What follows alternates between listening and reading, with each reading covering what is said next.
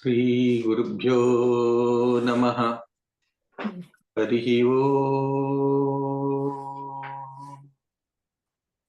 Om.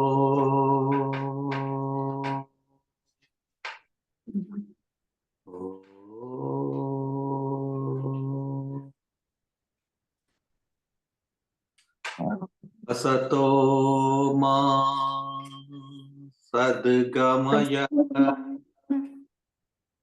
tamaso ma jyotirgamaya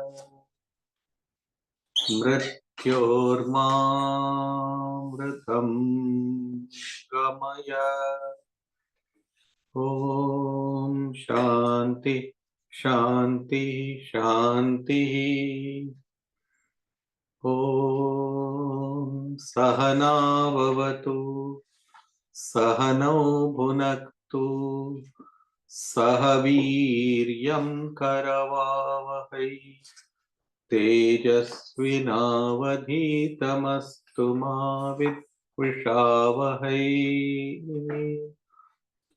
Om Shanti Shanti Shanti. Om Sarva Vedanta Siddhanta Gocharam Tamagocharam Govindam Paramanandam Sadgurum Pranatosmyaham. Welcome back to the study of this scripture, Vivekacūḍāmaṇi. We had studied the subject of the need for an aspiration, that is, aspiring to become free. If we do not have that need, then there won't be any encouragement from within ourselves to go forward. So if there is no need, we don't bother about things. But if there is a dying need, as they call it, that if I don't have it, I will suffer immensely. That kind of a feeling should come. Like that story that was mentioned. A guru, a disciple asks the teacher,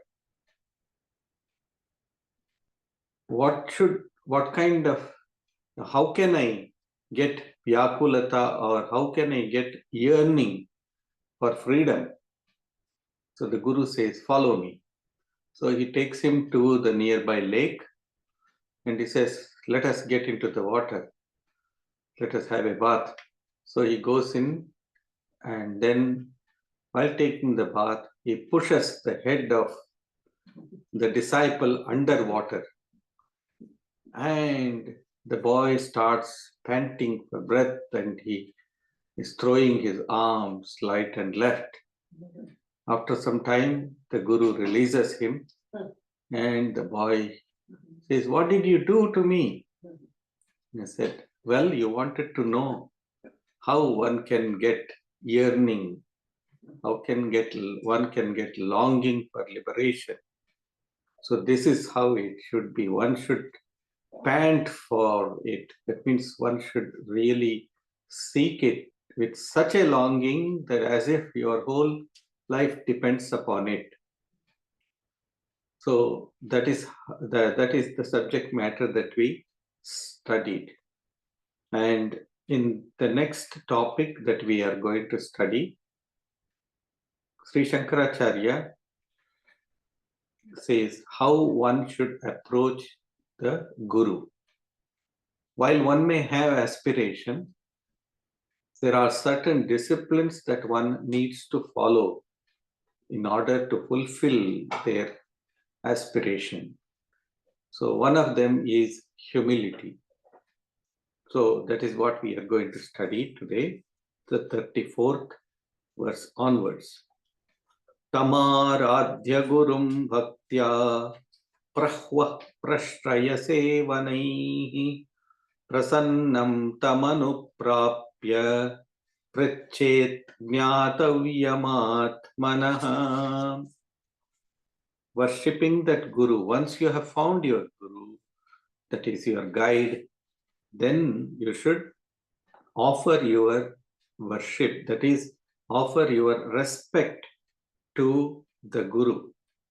When you face a competent Guru, one can expect the transmission of the spiritual power or the transmission of the truth. So the Guru, with his Shakti, that is with the power that he or she has acquired, transmits spirituality in a person's being, in a person's personality. It is very, very true. You will see it in the case of all the great gurus, including now Swami Vivekananda, Sri Ramakrishna and Swami Vivekananda. Just by his mere touch or by mere glance, Sri Ramakrishna could transmit spirituality to others. And that's what he did to Swami Vivekananda. He gave himself away to Vivekananda, so to say.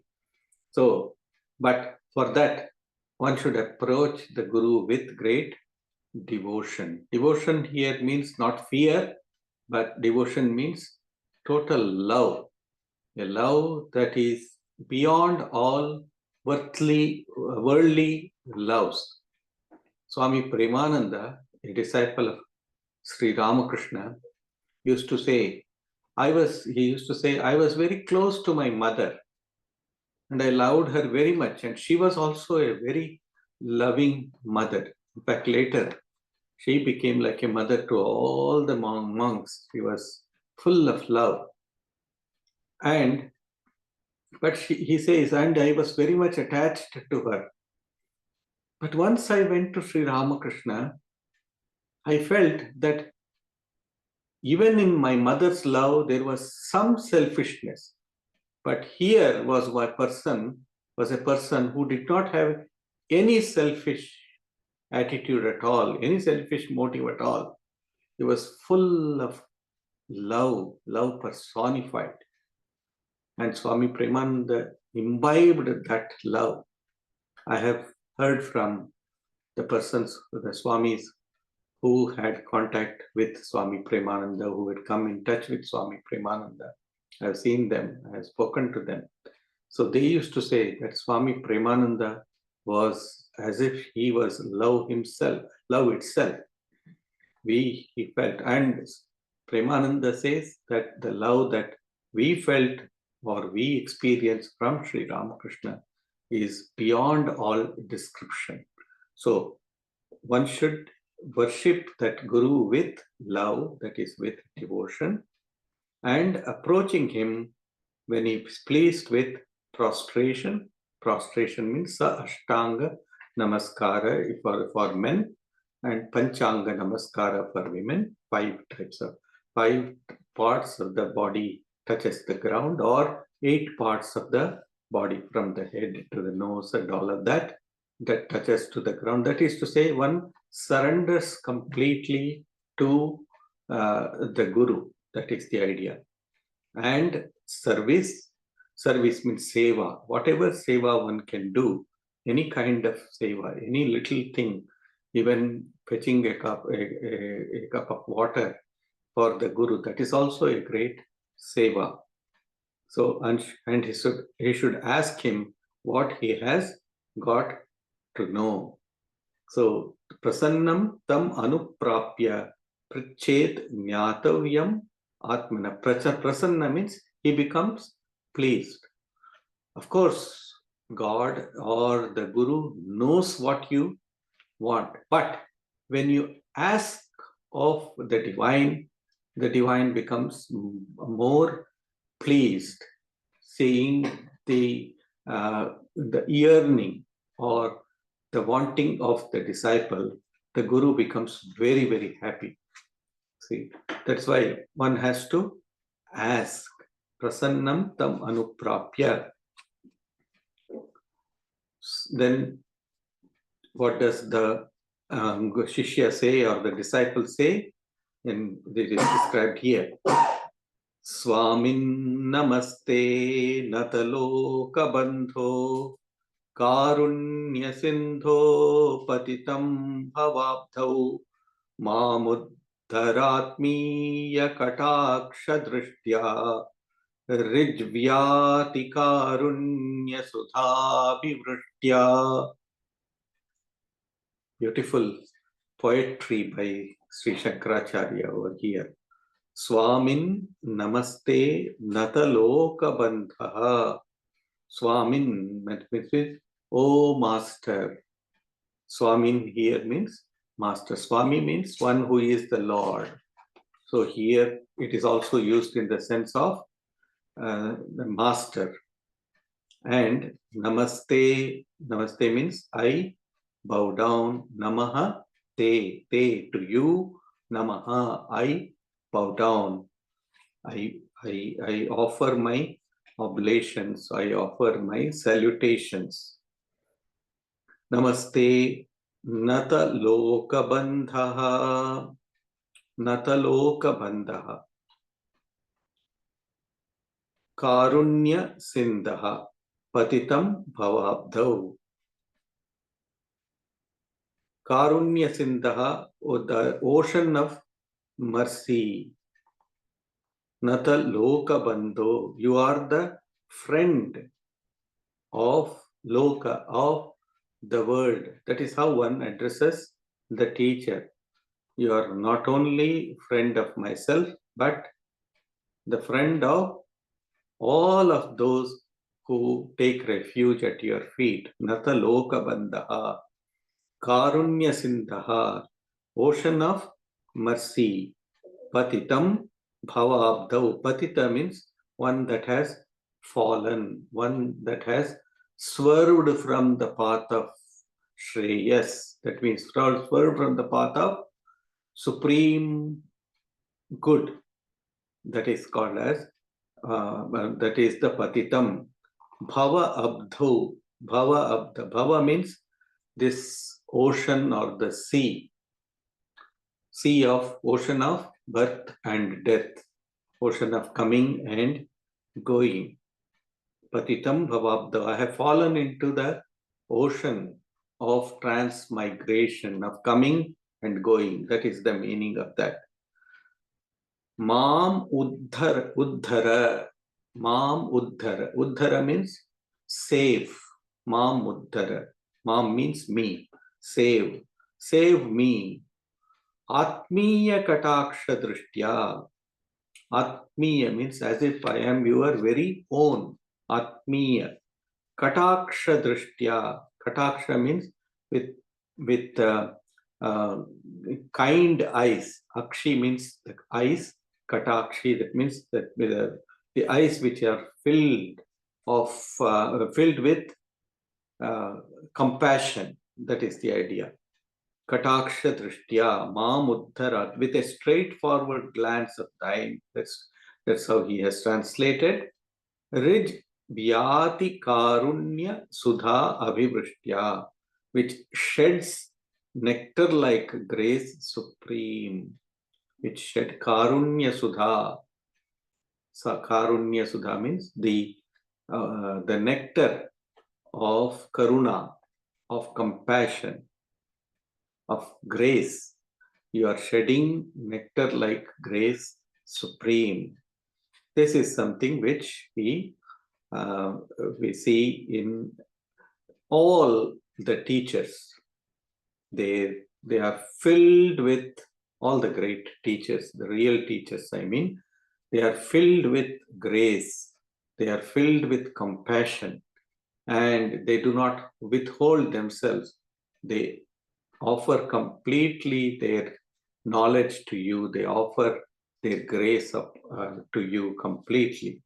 See, that is what is very important in our life. So, Ramanujacharya, he talks about prapatti. Prapatti means surrender.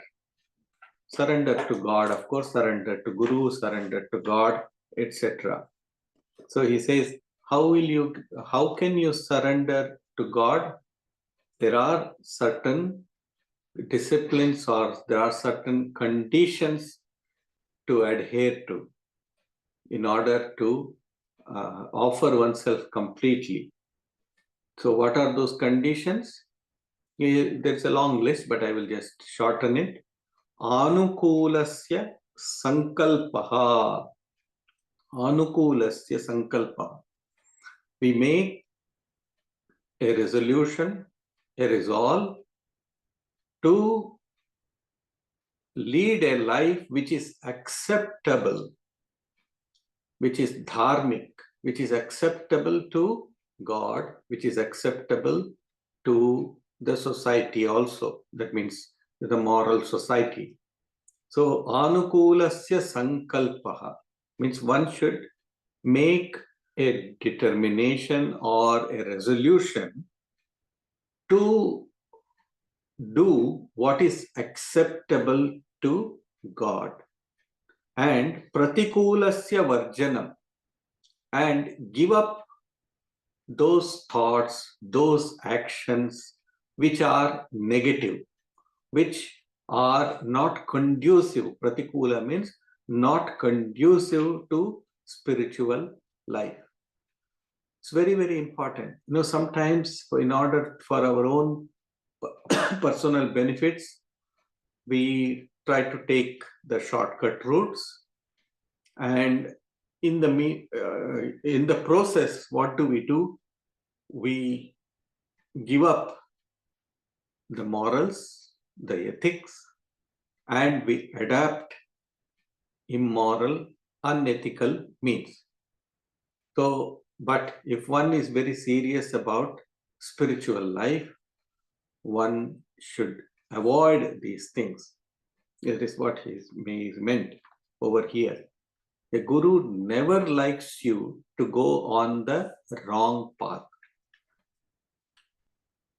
His grace descends upon us only when we are on the right path, on the right road to success or road to progress. So Ramanujacharya, there he says, Anukulasya sankalpaha, do all the actions that are acceptable to the divine, acceptable to the welfare of society, and give up those actions which are negative, which are not acceptable to the divine.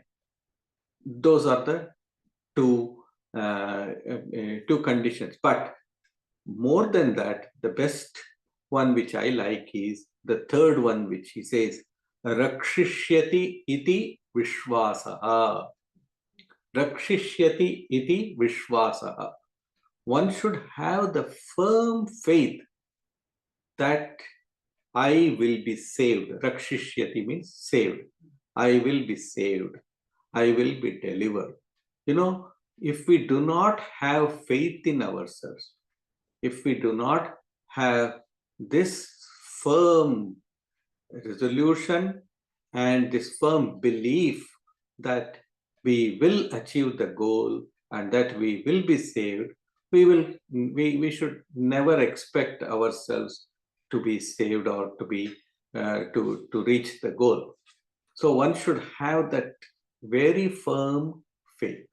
See, now the Olympics is starting tomorrow, and you will see so many athletes are there. All of them are going with confidence within themselves.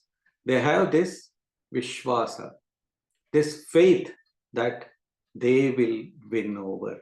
Without faith, they cannot even enter into the heats before going there. So one must have this implicit faith in one's own self. The Upanishads talk again and again about this need for faith in one's own self. Even for us to have the discipleship or to approach a guru, we must have this faith that yes, I might have made my mistakes. There is no human being on this earth who does not make mistakes, who does not commit sins. So one must have that faith that I will be delivered. I will be delivered. Not only I will be delivered, I must be delivered. This kind of a faith. Rakshishyati iti vishwasaha. And then he says, Goptr Varanam Tatha, maintaining the secrecy of there are two things over there. One is the secrecy that you maintain of the Upadesham or the instructions that you have received. And secondly, the secrecy that you maintain of the experiences that you have. See, when Guru gives us the mantra or he gives us the instructions, it is very specifically directed towards me. That means our personality. So we should maintain that secrecy. It is secret because it is sacred. It is secret, not because it is something that is that cannot be shared. It can be shared, but because it is so sacred, I want to keep it to myself. And then secondly, when I have experiences in spiritual life, I should not go about bragging, because when I do that, then I will lose focus, and also ego will enter into our heart. Therefore, one should not reveal one's experiences to the other. That's what Ramanujacharya says over there, that once you accept prapatti, that means once you take refuge at the feet of the divine, you should possess these qualities. Anukulasya sankalpaha pratikulasya varjanam rakshishyati iti vishwasaha goptritva varanam tatha. We will go to the next verse. Durvara samsara davagmitaptam dodhuyamanam duradrishtavaataihi bhitam prapannam paripahi mrityo sharanyamanyadyadaham na jane. So the spiritual aspirant does not know anything but refuge at the feet of the Guru. Except the Guru, I do not know any person who can save me. That's what. So therefore he says, save me from death, afflicted as I am by the unquenchable fire of this world forest, and shaken violently by the winds of an untoward lot, terrified, and so seeking refuge in thee, for I do not know of any other man with whom to seek shelter. See, the fire which is compared to a wildfire, the bushfire, for example, here.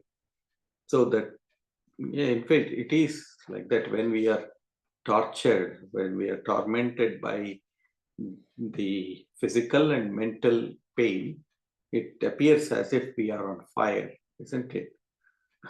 We want somehow to quench it. And then in this fire, it is also helped. The fire is helped by the winds of an untoward lot. That is, winds of whatever we have done in the past, all our karmas that we have done or we have performed in our previous life as well as in this life. So therefore, it burns more violently. That is the idea. So durvara samsara davagmitaptam dodhu yamanam duradrishtavaataihi. Duradrishta. See, we say this all the time, that is my duradrishta. That means that is my fate. Fate. We say that is my fate. Yes, what we do, it comes back to us. There is no other way. That is the law of karma. But to sit and not do anything about it is cowardness. That's what happened into Arjuna. In the Bhagavad Gita we see, and Sri Krishna admonishes Arjuna and says, you are a coward. You are a coward. And do not yield to this unmanliness. See, for a warrior or for especially for one coming from the lineage of a king, the term that you are a coward and you are unmanly is a great insult. But Sri Krishna insults him, so to say. He knows that Arjuna needs a very, very, very strong dose of medicine. That is why he scolds him like that, or he admonishes him like that. So, and then the disciple expresses one's helplessness to the Guru and says, look, I am scorched by this fire which is raging within me, and therefore I seek refuge in you, and I do not know any other person who can give me shelter, who can quench this thirst or quench this fire that is there within me. Prapannam. So, Bhitam Prapannam. I am fearful, and therefore I am taking refuge at thy feet. Now, in the next verse, Shankaracharya is talking about the quality of such a great guru or such a great teacher, preceptor. Shanta Mahanto Nivasanti Santo Vasanta Vallokahitam Charantaha Tirna Swayam Bhima Bhavarnavam Janan Ahetunanyana Pitarayanta. It's a beautiful verse over here. As poetic as it is, so significant it is. See, Shankaracharya says, there are some good souls, that means saintly people, saints in this world. Nivasanti, santaha nivasanti. They are existing in this world. Always in the world there are great number of great souls. Among them, some have extraordinary capacity, some have extraordinary capabilities. And they are indeed santaha. That means one whose very demeanor is calming. One whose very personality brings peace to us. Nivasanti santaha. There are good souls, calm and magnanimous, who do good to others, as does the spring. Vasantavat lokahitam charantaha. When we are in the spring season, it brings into life all the plants. Everybody becomes very happy. Vasanta Rutu, or the spring season. It is the blooming season, as it were. It brings into bloom all life on earth. Vasantavat lokahitam charantaha. So they do good to others, as does the spring. It brings new life into the world.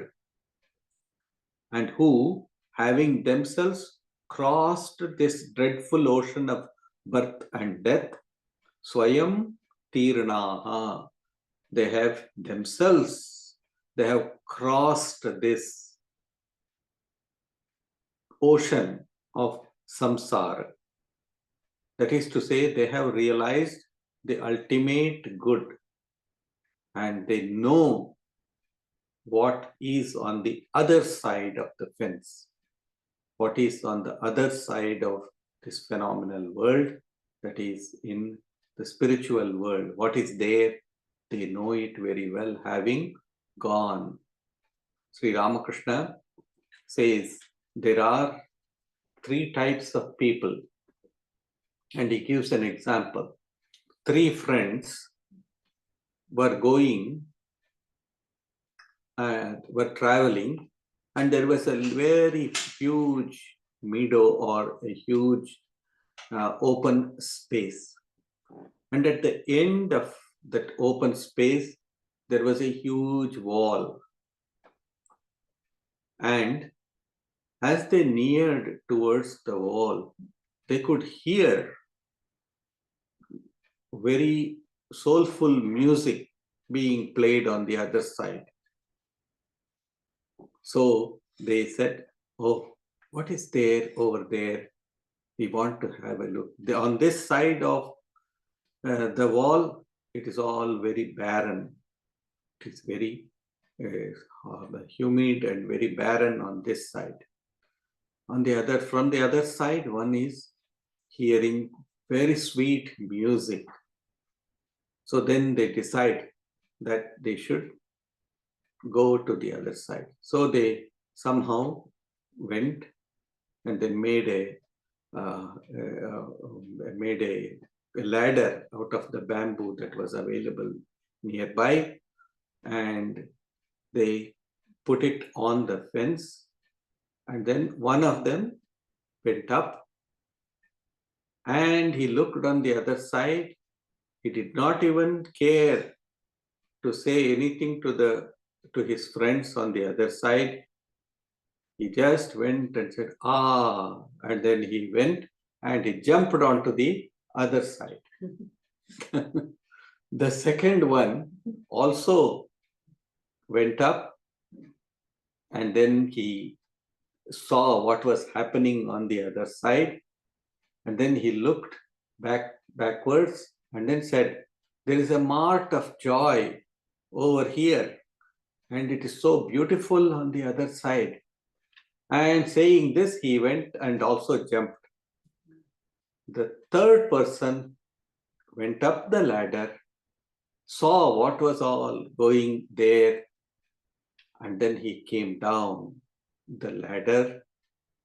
He experienced it, but he came down the ladder, went and told the people who were there in the other village, "Do you know there is such a wonderful place, like a heavenly place on the other side of this great wall? And there is a lot of great music going on, and there's a lot of food, and all fun things are there. So if you all want, please come. I will take you." And that's how he led everyone.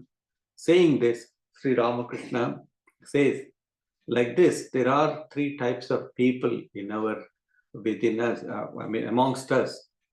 One are those who just go and they see the other side of this phenomena, and then they jump over there. They don't bother about the others. The second has some kind of compassion towards others and just mentions it to one or two and then goes and enjoys it. But the third person is one who goes, sees what is there on the other side, comes back, and then takes also to others also. So these saints that Shankaracharya are like those who having themselves crossed, that means to have seen what is there on the other side, they come down and they help others also to cross, to climb this path and go to the other side. So, Shanta Mahanto Nivasanti Santaha. Nivasanti means they are there. In this world, there are saintly people like that.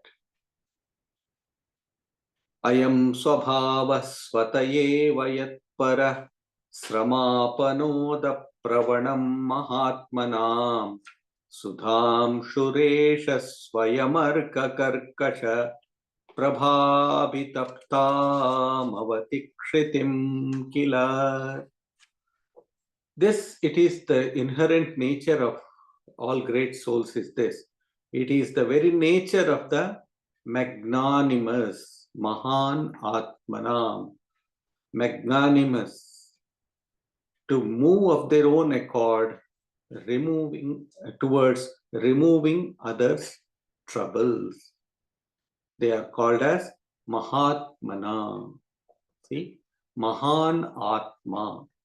Once here, the Atma means the heart, the spiritual heart, not the self. So there are people whose heart is so large that they would like and also help the others. I would like to tell the incident in the life of Sri Ramanuja.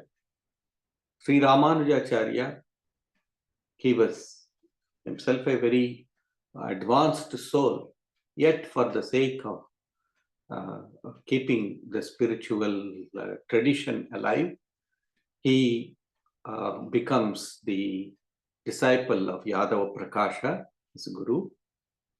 And then Yadav Prakasha tells him, look here, I am giving you this Maha Mantra, this great mantra. And I give it to you, and you should practice the chanting of this. And he gives him the mantra.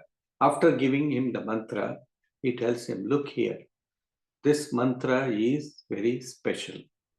You need to keep it to yourself. You cannot share it with others. So Ramanuja, who was a very, very compassionate personality, he asked, sir, if I share it with others, what will happen to me? So the Guru says, look here, if you share it with others, then you will incur the sin of all the other people.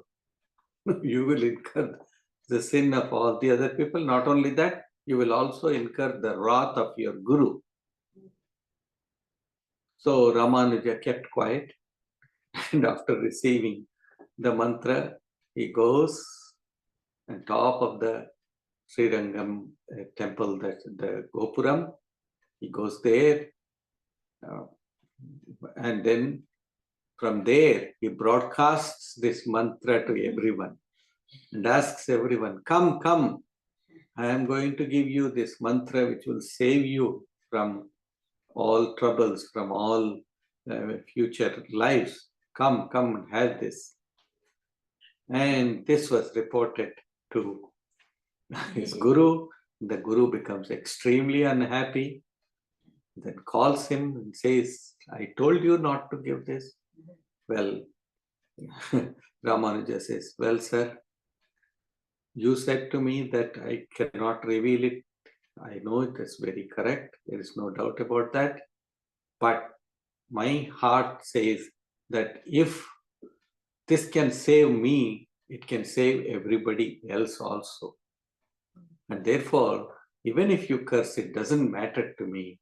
I will give this mantra to everyone. Om Namo Narayana mantra. That mantra was shared by Ramanuja to everybody. That is how kind these gurus are. Yeah, I am Swabhavaha. That is, this is the very nature of the magnanimous persons, of magnanimous people, just in order to remove the others' troubles. Swami Vivekananda also said, I shall be born again and again. I am ready to take thousands of births. I'm paraphrasing it. I am ready to take 1,000 births in order to save even a single life. In order to save a single life. That is the magnanimity of these great souls. Sudhamsha here, for instance, is the moon, who, as everybody knows, voluntarily saves the earth parched by the flaming rays of the sun. See, that's why we celebrate Guru Purnima, because it is the day when there is the full moon. After having a very, very hot day, not here, but in India, especially during this period, after having a very hot day, if one finds the cool moon, then one feels very relaxed. So in the same way, the Guru is one who comes to us as the Purnima, as the full moon, and he quenches the thirst of the parching hearts or parching feelings of parched feelings of humans. ब्रह्मानन्दरसानुभूति कलितैः पूतैः सुशीतैर्युतैर्युष्मद्वाक् कलशोज्झितैः श्रुतिसुखैर्वाक्यामृतैः सेचय सन्तप्तं भवतापदावदहन ज्वालाभिरेनं प्रभो धन्यास्ते भवदि दीक्षणक्षणगते पात्रीकृता स्वीकृताः. The disciple, once again, he praises the Guru. What does he say? O Lord, Brahmananda Rasanubhuti Kalitai, with thy nectar-like speech. It is not harsh like the sun, but it is like the soothing moon. Nectar-like speech, sweetened by the enjoyment of the elixir-like bliss of Brahman. That means you have experienced Brahman, you have experienced the knowledge or the supreme bliss of Brahman. So you are pure and you are cooling to a degree. Cooling, not very not very cold, not very warm, but very pleasant. That is the idea. Cooling to a degree, issuing in streams from thy lips as from a pitcher. That means from your words, from your mouth, from your lips comes out all these soothing words. That is the idea. And delightful to the ear. See, delightful to the ear. See, Hita and Priya. These two words are there in Sanskrit. Hita is that which is very good for us. And Priya is that which is very pleasant for us. See, we like to hear that which is very pleasant. We don't like to hear that which is harsh, but yet that which is good for us, isn't it? When our parents scold us or when our parents admonish us, we feel hurt or we feel angry about that. But behind their words, there is this hita. That means this good for your life, for you. So sometimes we need a jolt in order to move us forward. Therefore, sometimes the Guru or our elders, they give us a jolt, and therefore, but they do that by using harsh words. But we should not take it in the wrong sense. We should make this difference between Priya and Hita. All that is Priya, all that is sweet is not Hita, is not for our good. No? But what is Hita cannot be sweet at all times. It can be also sometimes bitter or sometimes a bit spicy as well. But we need to take it in the right sense. So he says, but here he says, your words are also delightful to the ear. Do thou sprinkle me, who am tormented by worldly afflictions, as by the tongues of a forest fire. Blessed are those on whom even a passing glance of thy eye lights, accepting them as thine own. That is drishti matrameva. It says in our scriptures, drishti matrameva. Just by a glance, one can release the other person. One can give illumination. One can give enlightenment, not illumination, enlightenment to the others. So he's saying, you have, your eyes are also very pleasant, but your eyes are also full of this knowledge. So look at me, or cast your glance upon me, so that I can be released from this bondage. And secondly, he says that your speech is also very pleasant. It is very soothing towards me. So give me such instructions that I may be able to go forward, and I may be able to do whatever is necessary in order to get out of this bondage of the world. That is the verse that we just now studied. And then he asks a question,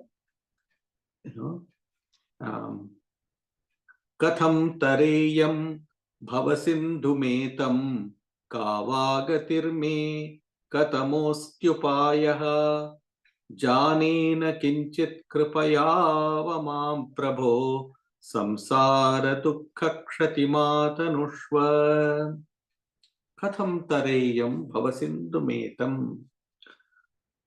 He asks him the question. The disciple asks the teacher this question. Katham tareyam, how to cross this ocean? Bhavasindhum.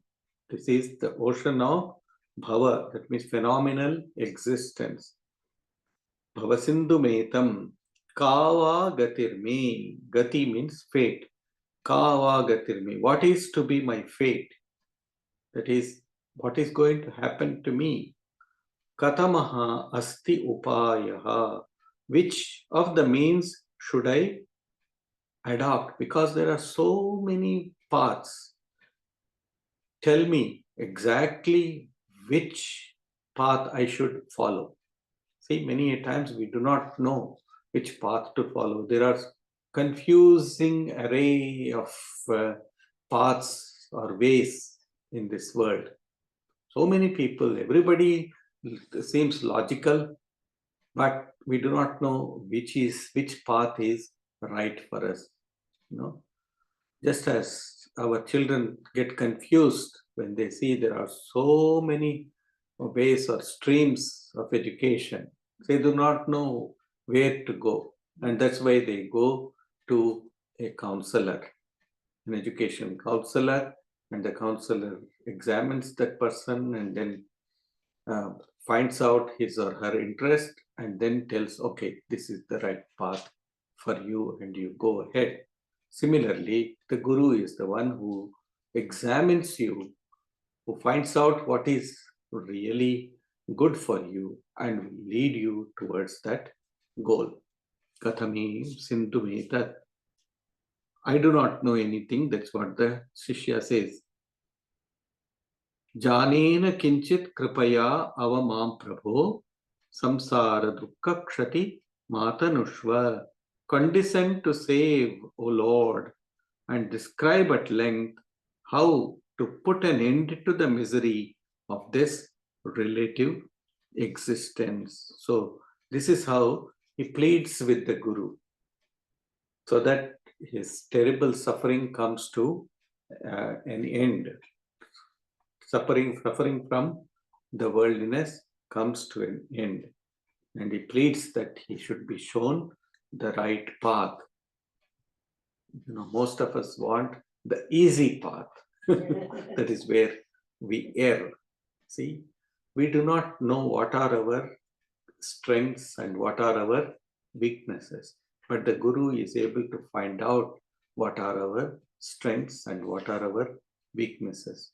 So if necessary, he will give you a strong dose of medicine, or he will prescribe a milder type of medicine, which is enough for us to go through or to escape this samsara. So one must approach, in the end, we will have to know that one must approach the Guru with an open heart, not with preconceived notions about how a Guru should be, how he should behave or she should behave, and all of that. We have a lot of preconceived notions. We should not have any of them.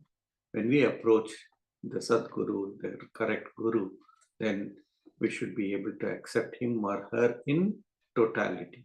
Whatever he or she says, we should be able to accept it in totality. So once we accept, then Satchidananda himself comes to you in the form of Guru. Actually, the Guru Shakti comes from the Satchidananda, the Supreme Brahman itself, comes to us in the form of a Guru and guides us. We should not look into the physical or the characteristic personality of a Guru. We should not do that. We should only think that the Guru has come, the Satchidananda, the Brahman itself has come to me in the form of this Guru, and that I will be going ahead in this spiritual path, following the words of the Guru. That is the idea that has been expressed here. We will continue with the Guru's response to this, the aspirant. Guru is very much delighted when he sees that the disciple is ready to undertake the journey. You know, just as the coach is very, very happy if the athlete is ready to go the whole hog, as it were, to go to practice whatever is told by the coach. Similarly, in spiritual life also, one must be prepared for it. That requires a lot of sacrifice. There is sacrifice from the Guru, definitely, but much more sacrifice is needed in the life of a Shishya or a disciple. We will stop here and take up the Guru's response in 2 weeks' time when we meet again. Om Shanti, Shanti, Shanti. Hari Om Tat Sat. Sri Ramakrishna Arpanamastu.